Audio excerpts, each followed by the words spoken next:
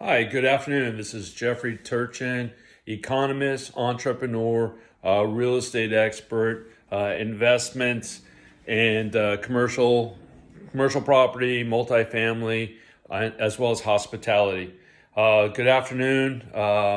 Thank you for joining us today. I want to follow up on some of the past topics in regards to the coronavirus and the Relief Act that we've been talking about consistently since the pandemic has started.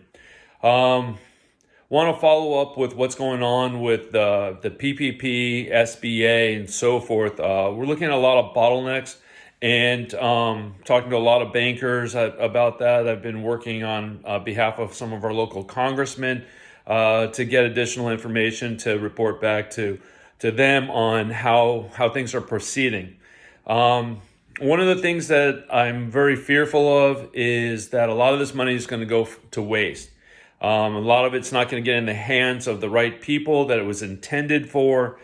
And a lot of these people are going to just end up pocketing the money when they get it and never open for business again. This is a reality.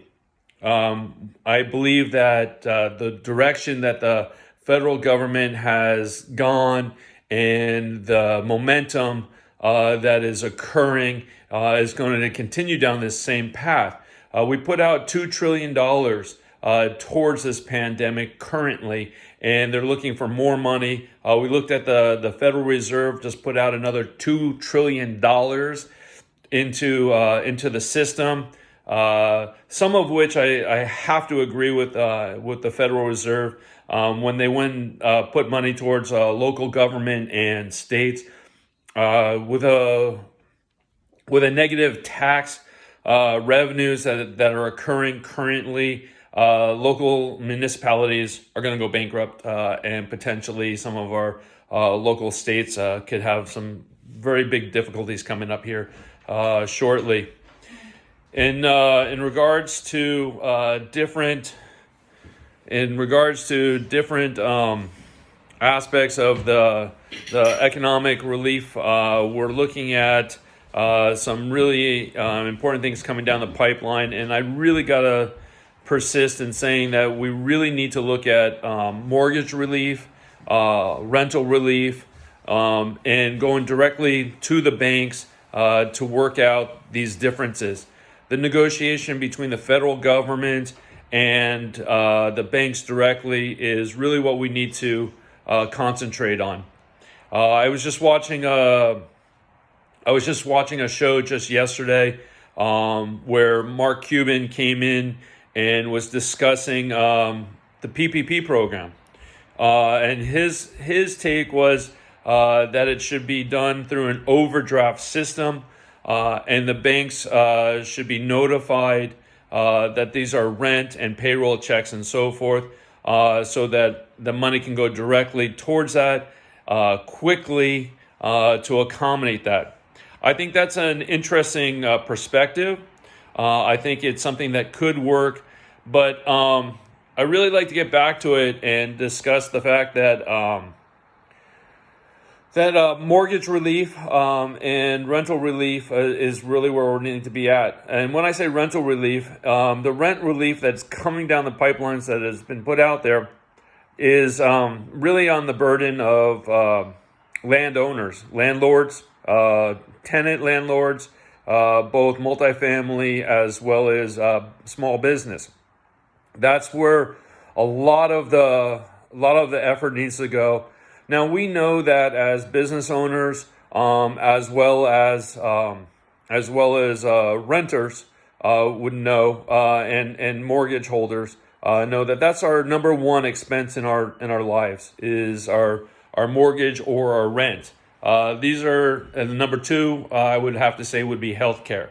So on a daily basis, when we discuss help for the general populace, if we didn't have to be concerned with our rent and our mortgage, that would be a great burden lifted from us.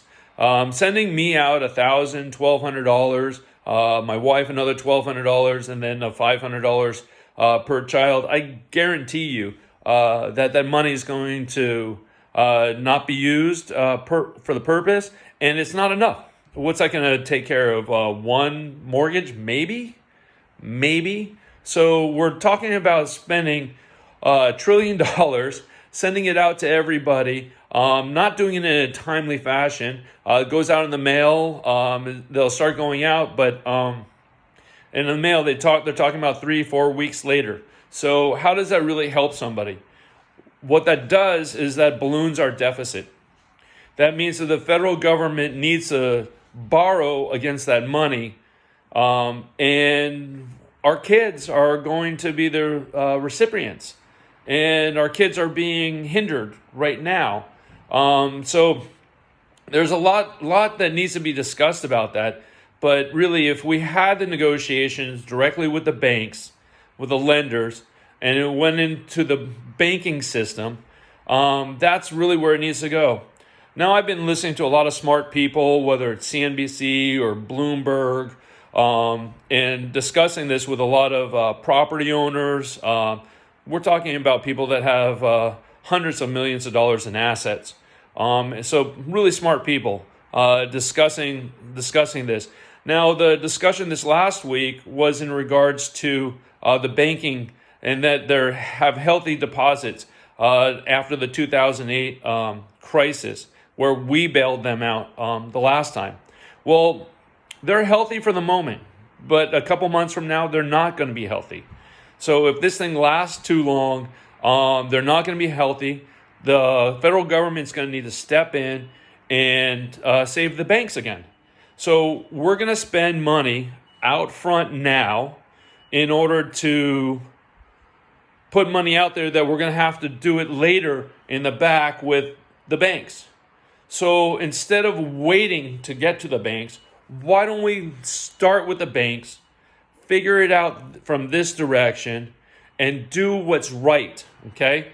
Let's tell Congress, let's tell Mitch McConnell, okay, to get it right. Get off his ass and do what he needs to do to fix this now, okay? Stop spending our money.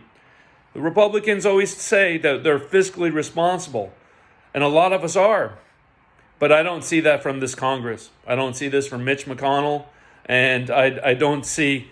And we know that Chuck Schumer, is the Democrat leaning very liberal, and that's okay. But there has to be a balance. And as an economist, they're both out of whack. Okay? So let's call it like it is. Let's tell everybody that they need to negotiate with the banks now up front before they go and spend $2 trillion more of our money and waste it, and then have to do it again and spend another $4 billion to prop up the banks. What do you think? Let me know. Geoffrey Turchin, economist, entrepreneur, real estate expert. Thank you. Speak to you soon.